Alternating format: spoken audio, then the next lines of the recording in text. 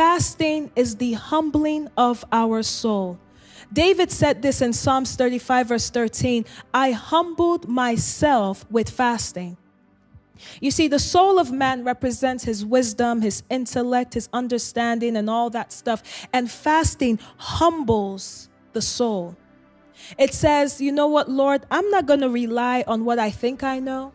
I'm not going to rely on how I think I can go about this. I need your direction. I need your insight. I need your wisdom. That's why we even see a man like Daniel. When he needed to understand something, he was not going to rely on his own wisdom. He went on a fast, and all of a sudden an angel was released to him to bring him understanding about the visions he saw. Now, it may or may not be, an angel can come to you. Or it could just be that you become more sensitive to the things of God, that you begin to flow in a deeper level of insight and wisdom about what God has called you to do. Fasting says, Lord, I humble my soul before you. I humble myself before you. What is it that you have to say about my life?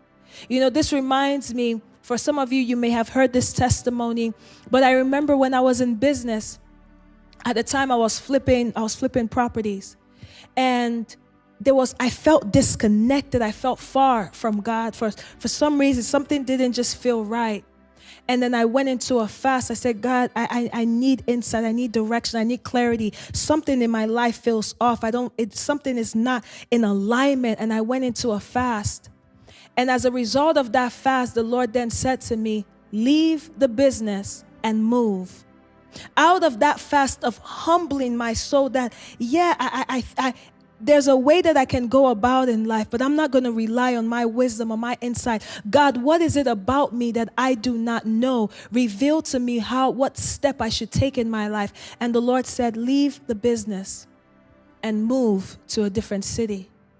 And as a result of moving, I found myself in this church and serving in this church. And when I walked in this church, I can never forget the day that I walked into this building. Then the Lord said to me, now this is the place I would raise you in ministry. And then he started talking to me about my call in ministry. But you see, these things were hidden from me. Growing up, I encountered God early and all of that beautiful things, but I didn't think this would be how it would look like.